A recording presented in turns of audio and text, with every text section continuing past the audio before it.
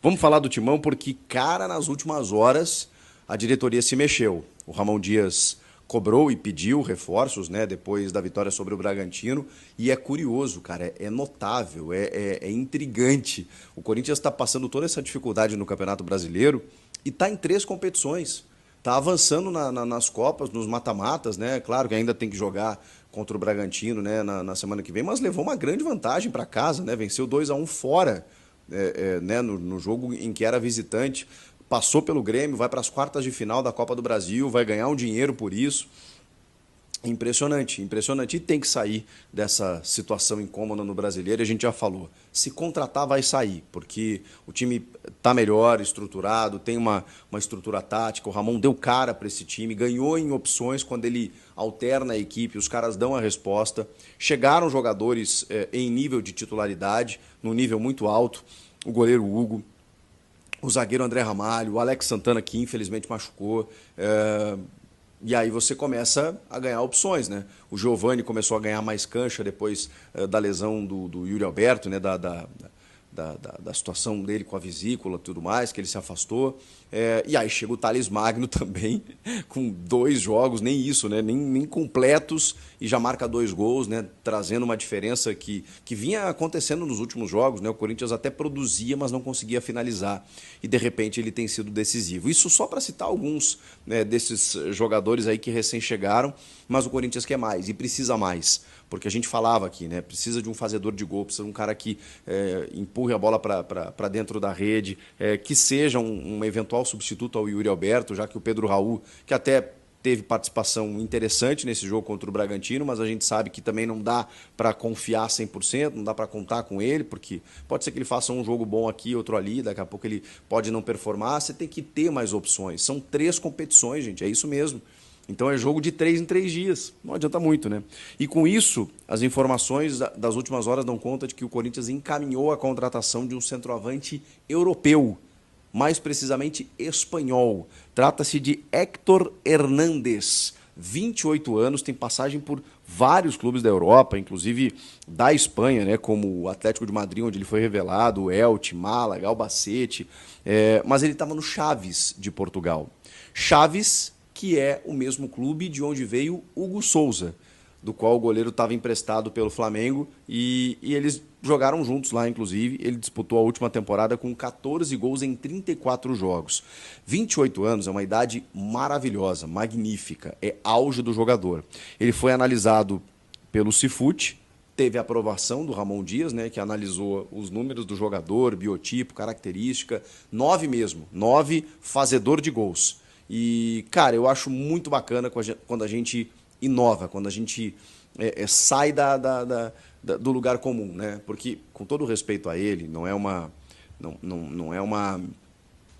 crítica direta, né? Mas vocês viram que nessa janela, assim, cara, houve uma ode para se contratar o Daverson do Cuiabá.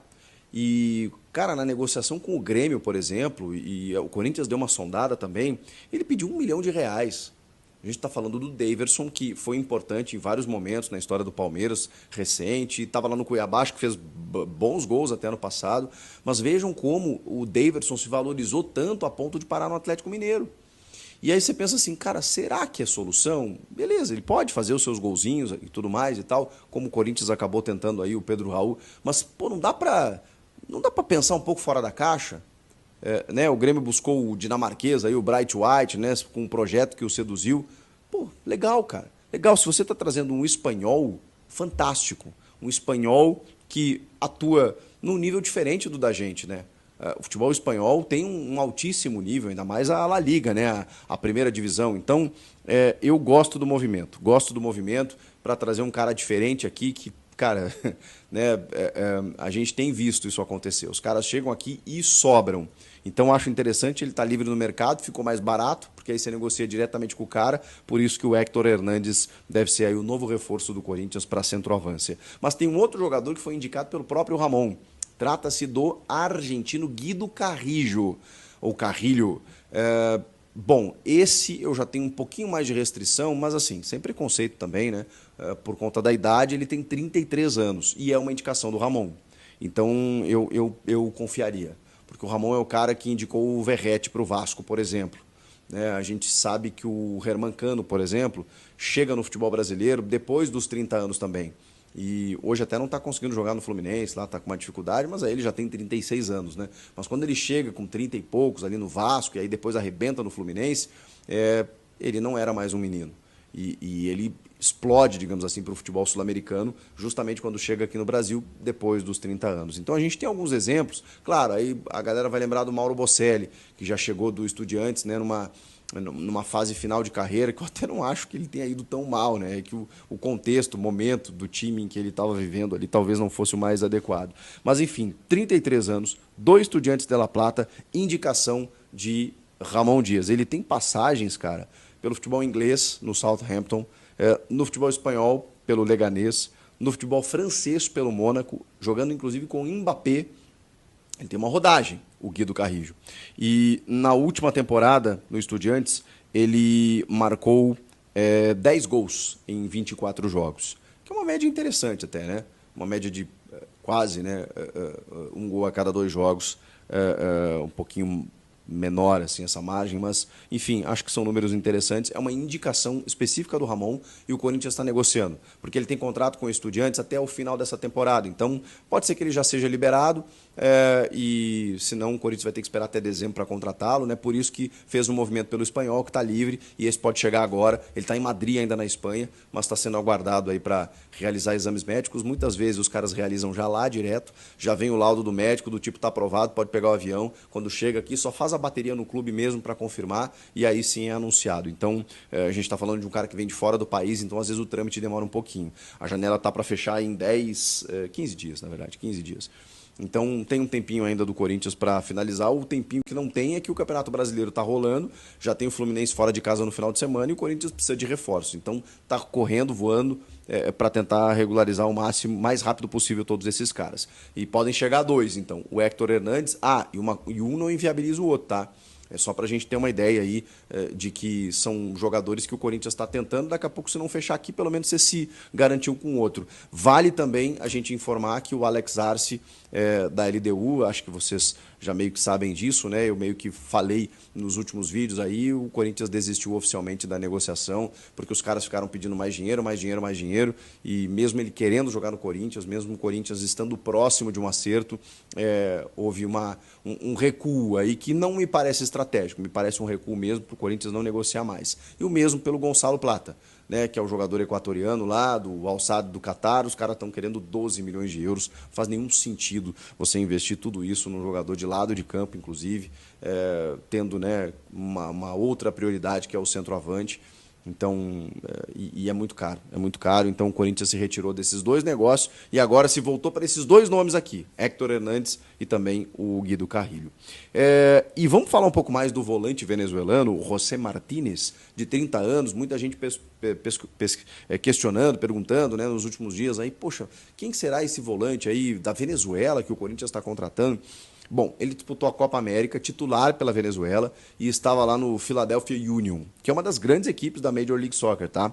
E aí eu tenho um braço meu nos Estados Unidos, né, um torcedor aí, amante do esporte, né, que eu consultei, que acompanha, né, a MLS, assim, e esses jogadores, e ele estava me falando assim, né, que em 2020, para vocês terem uma ideia, ele chegou lá em 2020, ele tem 30 anos.